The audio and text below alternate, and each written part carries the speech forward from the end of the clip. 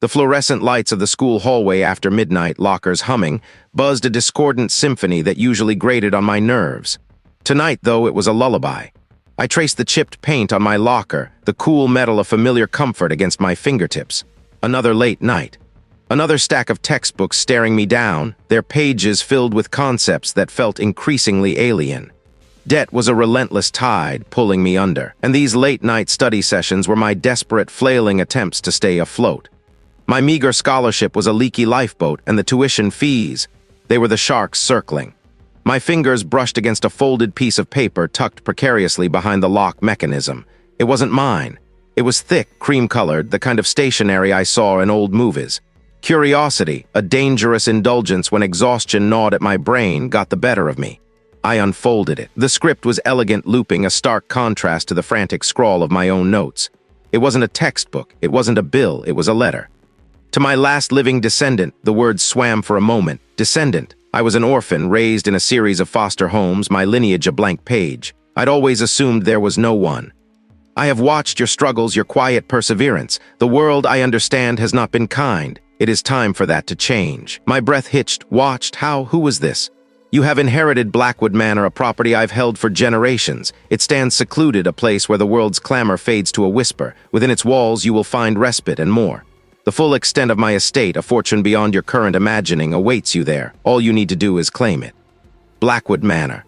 The name conjured images of Gothic architecture, of sprawling, shadowed grounds. A fortune. It sounded like a fairy tale, the kind whispered to children before they sleep, not a reality for someone like me, drowning in overdue notices. The terms are simple. You must reside at Blackwood Manor for 1 calendar year beginning from the date of your arrival.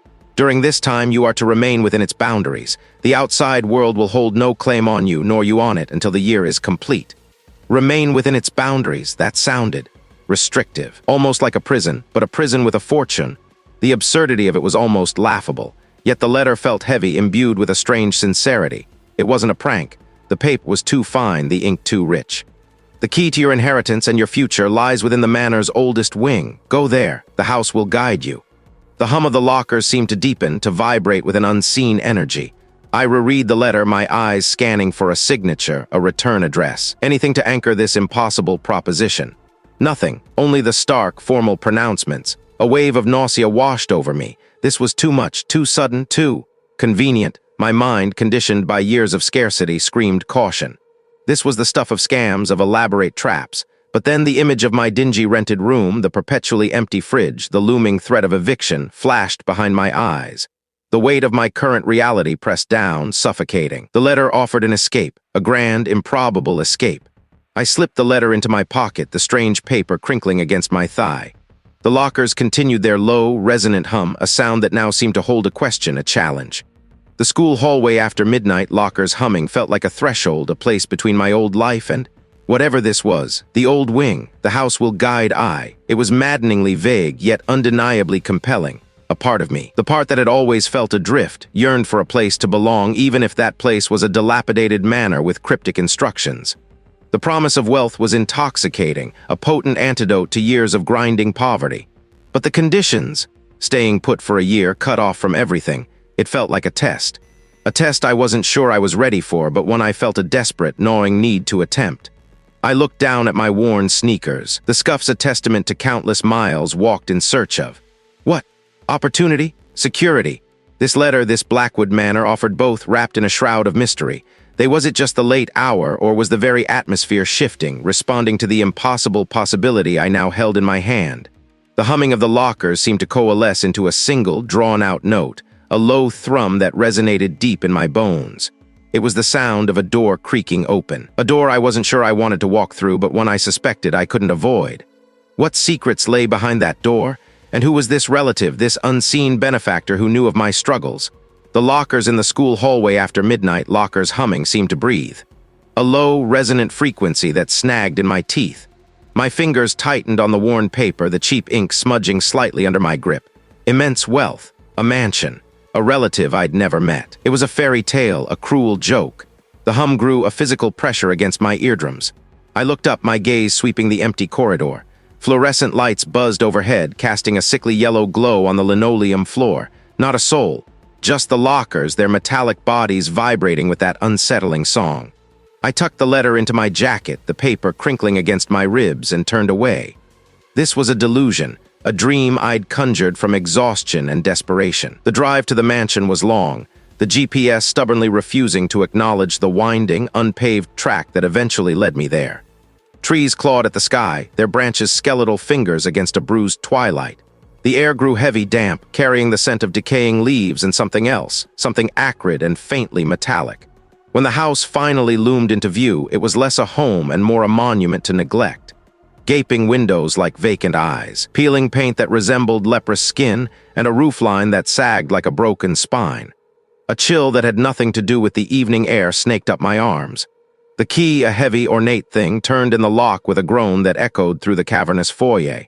Dust motes danced in the weak beams of my flashlight, illuminating a scene of profound stillness. Furniture draped in white sheets stood like shrouded specters. The air was thick, stale, tasting of dust and disuse. My footsteps, unnervingly loud on the bare floorboards, seemed to be swallowed by the silence. No answer, of course.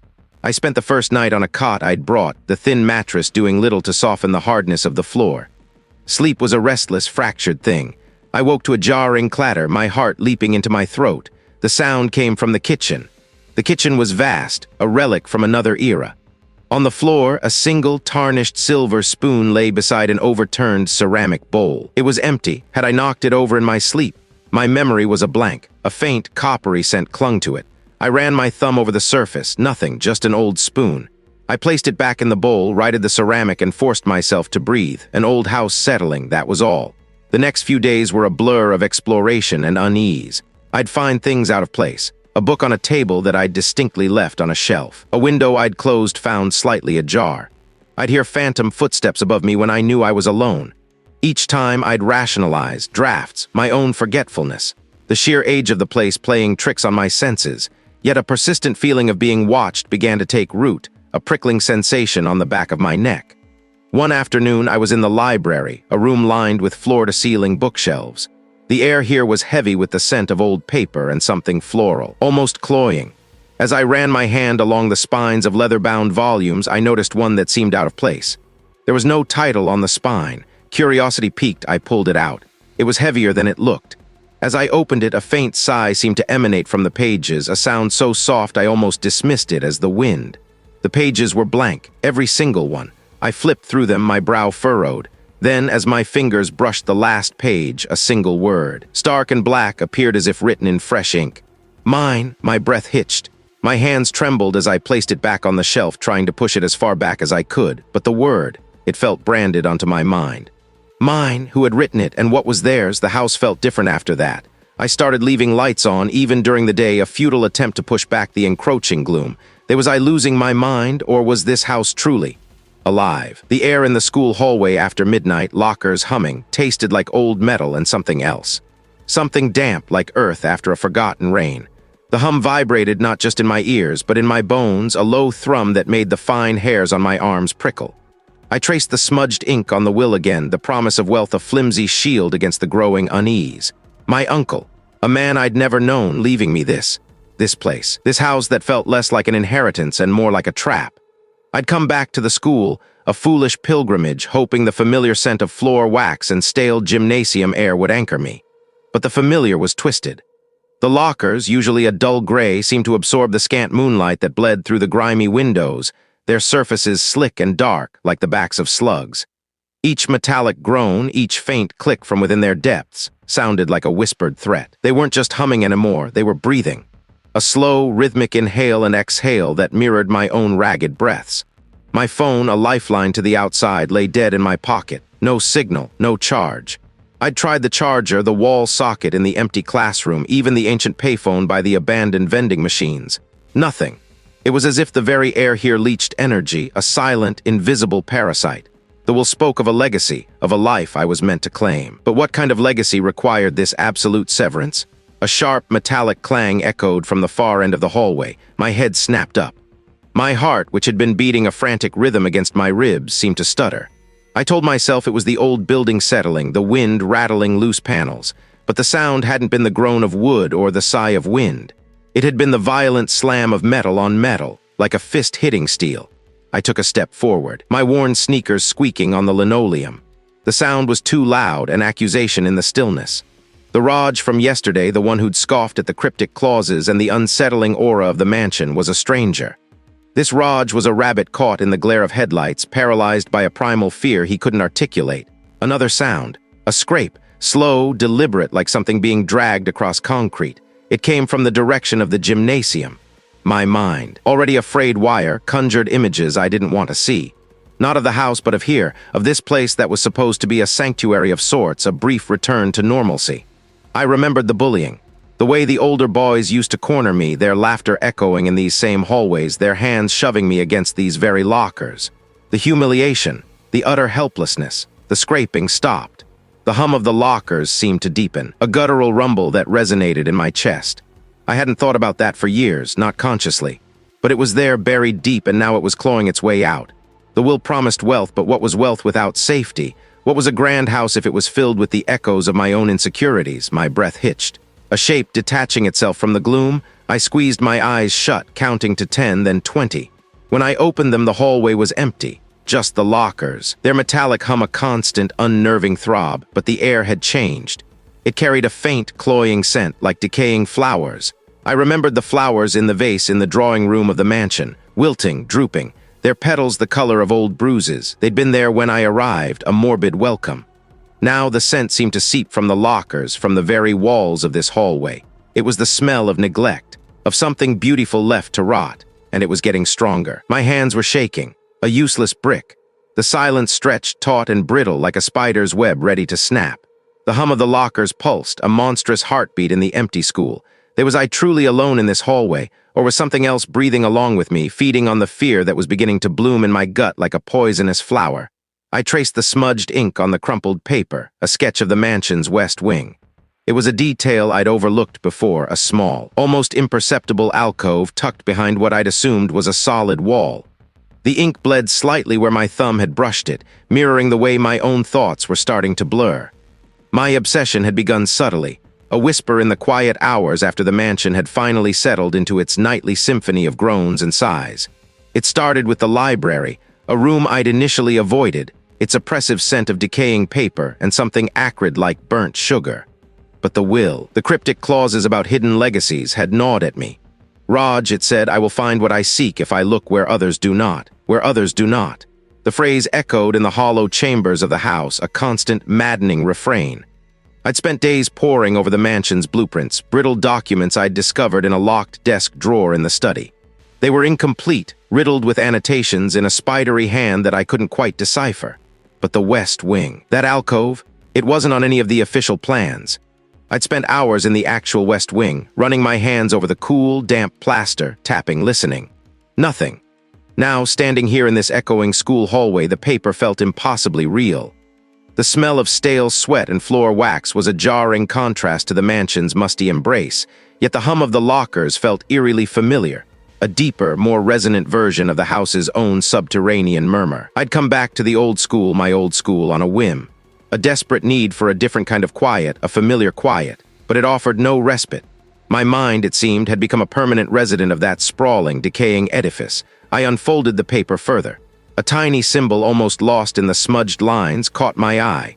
A stylized raven, its wings spread. I'd seen it before.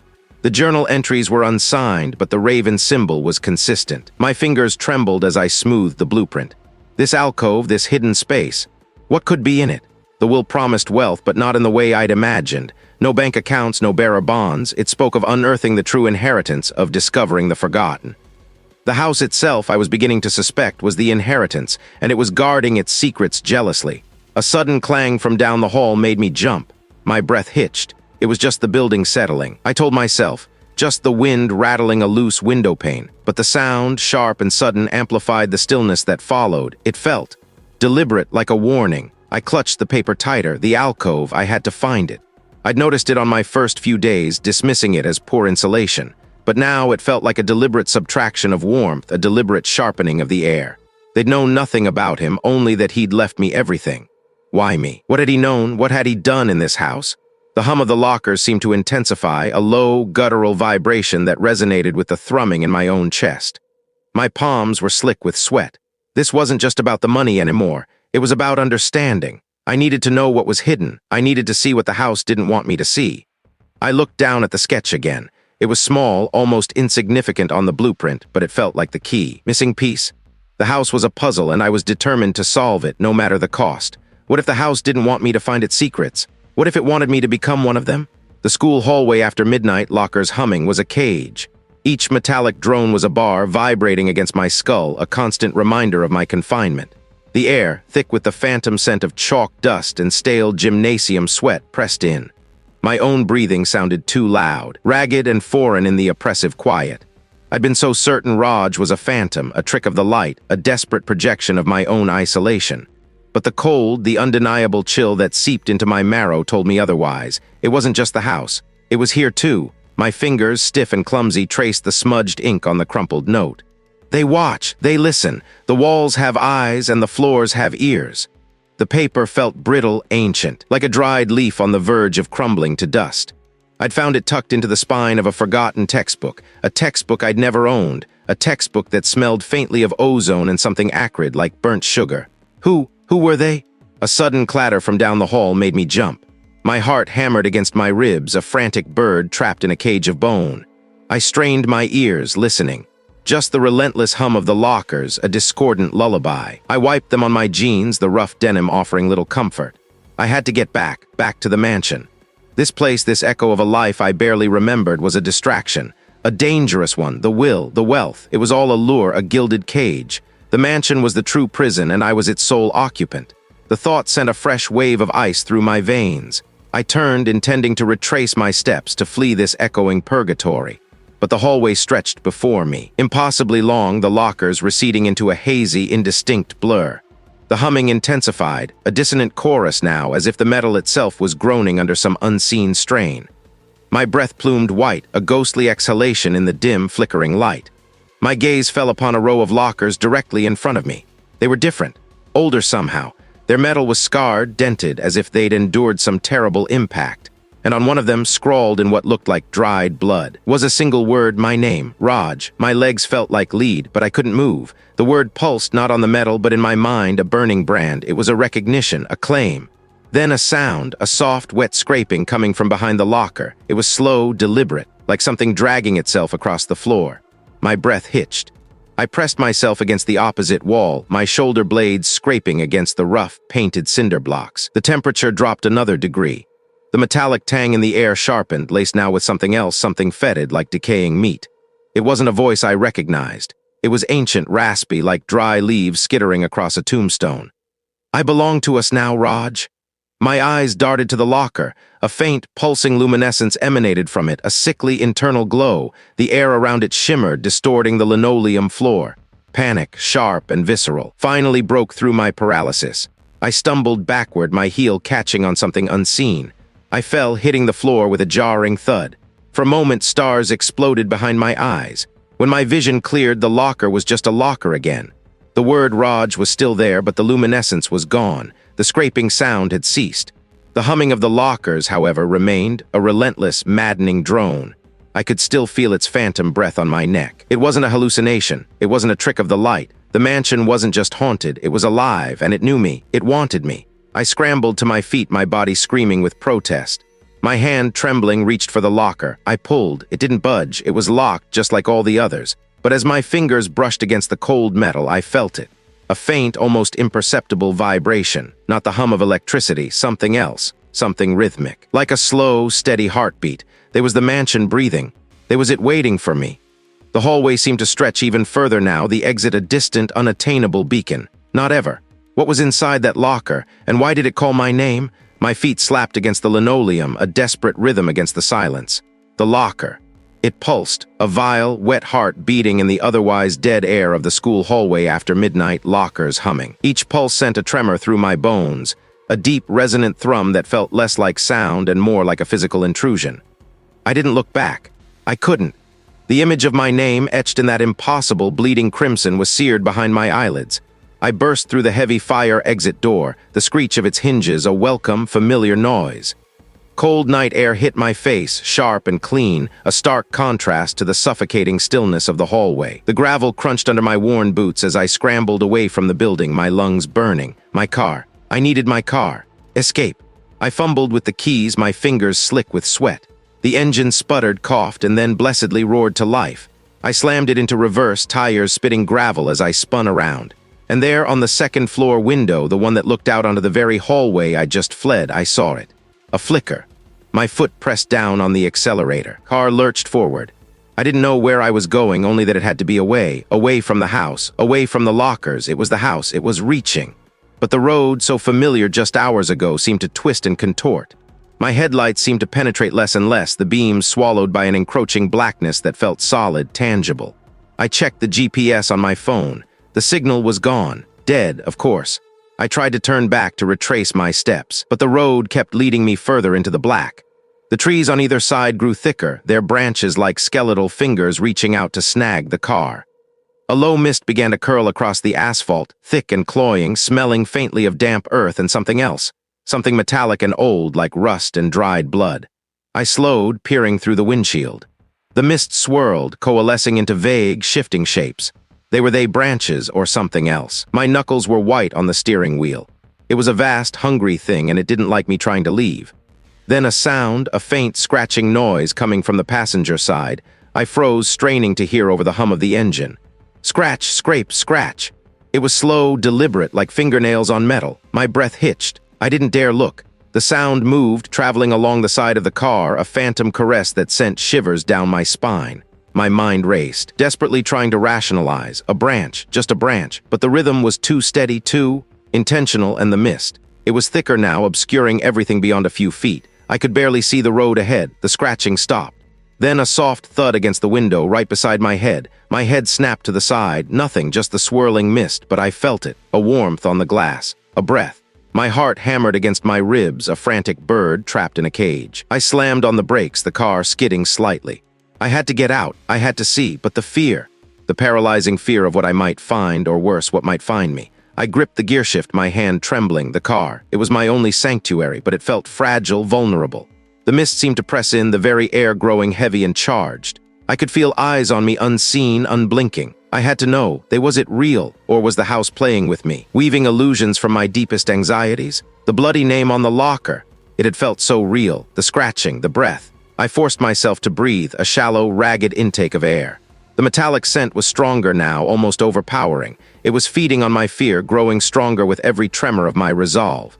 My hands moved automatically, turning the key in the ignition. The engine sputtered again, but this time it didn't catch. A low, guttural groan emanated from beneath the hood, a sound of mechanical protest. I tried again. The car was dead, stranded, and the mist. It was starting to thin, slowly, reluctantly, revealing the road ahead and the figure standing in the middle of it, tall, impossibly thin, its limbs at unnatural angles. But I knew with a sickening certainty that it was waiting for me. What was it, and why was it blocking my path? The locker door groaned open. It wasn't a sound I made. My hands were frozen, my fingers stiff and cold against the metal, the pulse still vibrating in my teeth. The air inside the locker was thick, like breathing in dust and something else, something sickly sweet and rotten. A faint, sickly green light bled from within, casting long, distorted shadows that writhed like trapped things on the grimy floor of the school hallway after midnight, lockers humming. I recoiled, my breath catching in my throat. It was the same light. The same cloying, sweet decay I'd smelled in the mansion's west wing, where the wallpaper peeled like sunburnt skin and the air tasted of forgotten lives. But this was here in this hallway, a place that should have been familiar, safe. A place from my past, before the mansion, before this. The pulse intensified, a sickening, guttural beat that seemed to emanate from the locker itself. It wasn't just a hum anymore. It was a low, guttural growl, a hungry sound that vibrated through the soles of my worn sneakers and up my legs. My muscles tensed, every nerve ending screaming at me to run, to slam the door shut, to pretend I hadn't seen it, but the will, the wealth. It was all tied to this, wasn't it? To understanding what the house wanted, what it was. My fingers, clumsy and numb, reached for the edge of the locker door. The pulse quickened, a frantic drumming now. The sweet, rotten smell intensified, making my stomach churn. My eyes darted down the empty hallway, searching for a sign, a source, anything that wasn't this impossible manifestation. But there was nothing. Only the sterile fluorescent lights buzzing overhead, casting a harsh, unforgiving glare on the scuffed linoleum and the rows of identical, silent lockers. Slowly, deliberately, I pushed the locker door open wider. The green light spilled out, illuminating the interior. It wasn't empty. Nestled amongst a pile of decaying textbooks and what looked like a child's forgotten toy was a single, tarnished silver locket. It was ornate, with intricate carvings that twisted and turned like thorny vines. It was my name. My name spoken in a voice that was both familiar and utterly alien. My hand trembled as I reached for it. The air around the locket felt heavy, charged with an unseen energy. The pulse from the locker seemed to synchronize with my own racing heart. This was it. The house was showing me something. Leading me, but where? And why here in this echo of my past? As my fingertips brushed against the cold metal of the locket, the whispering grew louder, coalescing into a single, drawn-out sigh that seemed to wrap around me like a shroud. The green light flared, momentarily blinding me. When my vision cleared, the locker was empty. The locket was gone. The pulsing had stopped. The hallway was silent again, save for the relentless hum of the fluorescent lights. But the smell remained. That sweet, rotten stench clinging to my clothes, to my skin, to the very air I breathed. It was a promise, I thought, or perhaps a threat. A taunt. I stumbled back, my knees weak. The school hallway after midnight, lockers humming, had become a mirror, a trap. The house wasn't just in the mansion. It was in me. It had followed me, or perhaps it had always been here, waiting for me to notice. I looked at my hands, at the faint tremor that still ran through them. The house was playing with me. It was showing me what it could do, how it could twist reality, how it could reach into my memories and pull out its own twisted versions. My gaze swept across the rows of identical lockers, each one a potential hiding place for another secret, another manifestation of the house's insidious power. The silence was no longer empty. It was pregnant with unseen threats, with the echoes of things that should not be. The house was not just a building, it was a consciousness, and it was actively trying to break me, but I wouldn't let it. I couldn't. The wealth, the freedom it promised was too close. I just had to find the core, the source. I took a deep, shaky breath, the rotten scent still heavy in my lungs. I had to go back. Back to the place where this all began. If the house could manifest itself here in this mundane, familiar setting, then its true power lay within its own decaying walls. I had to find its heart. It was the sound of a locker door opening, but I hadn't heard anyone, had I? A faint, sickly green light pulsed from within, not like a bulb, but as if the very air had begun to decay. I hadn't opened it. I knew I hadn't. My gaze was fixed on the sliver of darkness that widened, the metal protesting with a drawn-out shriek that scraped against my nerves. This was it. The heart of the house, or whatever passed for it in this echoing, decaying shell. The will had spoken of a final test, a hidden chamber, a treasure that was more than just gold. It was all leading here to this impossibly familiar yet alien place. The lockers lined up like silent sentinels in the perpetual twilight of the abandoned school hallway after midnight, lockers humming with a low, disquieting thrum. I'd seen them in nightmares, in the periphery of my waking hours, always just out of sight. Now, one of them was gaping, beckoning me. My breath hitched. The smell intensified, not just rot, but a cloying perfume like overripe fruit left to fester in a damp basement. It tickled the back of my throat, making me want to gag. I squeezed my eyes shut, forcing the image of my childhood bedroom, safe and bathed in sunlight, into my mind. It flickered. The house was a parasite feeding on memory, on sanctuary. It was like standing too close to an old television set that was about to blow. The green light within the locker pulsed again, brighter this time, and I saw movement. It was a promise of something unseen, something that dwelled in the blind spots of perception. I forced my feet to move. The humming of the lockers seemed to intensify, a discordant symphony of low frequencies that vibrated through the soles of my boots and up into my bones. It felt as if the very structure of the building was alive, a vast, slumbering beast stirring in its sleep. My own hand, trembled as I reached out. My fingertips brushed against the cool, smooth surface, and a jolt, not of electricity, but of presence, shot through me. It was like touching a live wire, a raw nerve. I pulled the door open further. The sickly sweet smell was overwhelming now, a physical weight in the air. Inside, it wasn't empty. It was filled with a swirling mist, the color of stagnant pond water, and within that mist, shapes began to form. They were fluid, indistinct, like Rorschach blots brought to horrifying life. Faces, distorted and contorted in silent screams, flickered in and out of existence. Hands, long and skeletal, reached out from the haze only to dissolve before they could touch me. My vision swam. The hallway seemed to stretch, the lockers receding into an infinite, echoing tunnel. I stumbled back, my heel catching on something unseen. Panic, a sharp, icy shard, pierced through my carefully constructed calm. This wasn't a treasure. This was a trap. A maw, the will, the promise of wealth, it was all a lure. The house didn't want to enrich me, it wanted to consume me. I scrambled to my feet, my heart racing like a trapped bird. The locker door continued to swing open, wider now, revealing more of the swirling green miasma. The shapes within were becoming clearer, more defined. They were fragments of my own fears, my deepest insecurities, given form and substance. The disappointed gaze of my father, the mocking laughter of bullies from years ago, the crushing weight of my own perceived failures. They were all there, writhing in the stagnant light. A single childlike hand, pale and thin, emerged from the mist. It was beckoning. It was my hand, a hand I'd lost in a childhood accident, a hand that had never truly healed. It was reaching for me. I turned to run, but the hallway was gone, the lockers were gone. I was standing in the center of a vast, echoing blackness, the green light from the locker now a single, pulsating orb in the distance. They were no longer just in my head, they were all around me, tangible, pressing in. The air grew heavy, thick with an unseen force that made it difficult to breathe.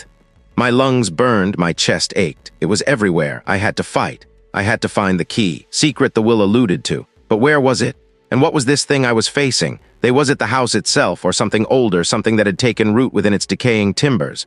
The green light pulsed, and I saw a flicker of something else within it, something that wasn't fear. It was a promise of oblivion. What was I willing to sacrifice to escape this place? And was the sacrifice already made? A faint, sickly green light pulsed from within. I forced my gaze down, dread coiling tighter in my gut. It wasn't a light, not really. It was a luminescence emanating from a cluster of things that looked like fungal growths. They pulsed with that sickly green light like tiny, diseased hearts, and the smell. It was worse up close. A cloying sweetness like overripe fruit left to rot in the sun, overlaid with the coppery tang of old blood. My breath hitched. I could feel a tremor start in my knees, a familiar precursor to the helplessness that always followed. But something was different this time. A spark of defiance, small but fierce, ignited within me. I wouldn't let it, not again. I gripped the edge of the locker, my grip tight. Condensation? No, it felt wrong, too oily. The fungal clusters pulsed faster, their sickly light intensifying. They seemed to reach out, tendrils of glowing green unfurling like grasping fingers. I could hear a faint, wet sound, like something being slurped. My eyes darted around the deserted school hallway after midnight, lockers humming with an unseen energy. The usual sterile hum of the building was amplified, distorted, laced with a low thrumming that seemed to vibrate in my bones. Each locker felt like a mouth, waiting to swallow me whole. Then I saw it. Tucked in the back of the locker, nestled amongst the pulsing growths, was a small, tarnished silver locket. My hand, as if guided by an unseen force, reached into the locker. The growths recoiled slightly from my touch, their pulsing dimming for a fraction of a second. I snatched the locket. It was surprisingly heavy, cool against my skin. The silver was dulled, etched with intricate, swirling patterns that seemed to shift and reform as I looked at them. It was my name. Raj, spoken with a voice that was both familiar and utterly alien, a chorus of forgotten memories and unspoken fears. I stumbled back, slamming the locker door shut. The sickening thud echoed in the cavernous hallway. The green light flickered and died, leaving only the dim, flickering fluorescent tubes overhead. The humming of the lockers seemed to recede, returning to its normal, mundane drone. And the locket, clutched tight in my fist, felt like a burning ember. I ran. I didn't know where I was going, only that I had to get away from that hallway, from those lockers, from the suffocating stillness of the abandoned school. The air grew thick again, not with the cloying rot of the locker, but with something metallic, like ozone after a lightning strike. I burst through the main doors, gasping for air that felt too thin, too sharp. The night outside was a vast Inkai canvas pricked by distant stars. But Blackwood Manor loomed on the horizon, a jagged silhouette against the bruised sky, its empty windows like vacant eyes. It pulsed with a malevolent stillness, a silent promise of more horrors. I looked down at the locket. My thumb traced the swirling patterns. They were familiar, disturbingly so. They were the house's signature, the house's promise, the will, the immense wealth. It wasn't a gift, it was a lure. Blackwood Manor hadn't just inherited me, it had claimed me. It fed on fear, on isolation, on the unraveling of sanity. And the locket, it was a key, a conduit. My fingers tightened around the silver. I understood now. The house didn't want to kill me. It wanted to own me. But I had the locket, and I knew its secrets. The house was a prison, yes, but every prison had a weakness. Every lock had a key. The wind picked up a mournful howl that seemed to carry the echoes of countless screams. I stood my ground, the locket a solid weight in my palm. The fear was still there, a gnawing presence in the pit of my stomach, but it was no longer paralyzing. It was a tool. The journey back to the world I'd left behind would be long, and the scars of what I'd endured would never truly fade, but I was walking away. I was choosing to live, not just survive, but I wouldn't be its victim. I would be its end. The locket felt warm now, a comforting weight, but the silence was more terrifying than the noise. What else had the house hidden within its walls, within its very fabric, waiting for the right moment to bloom?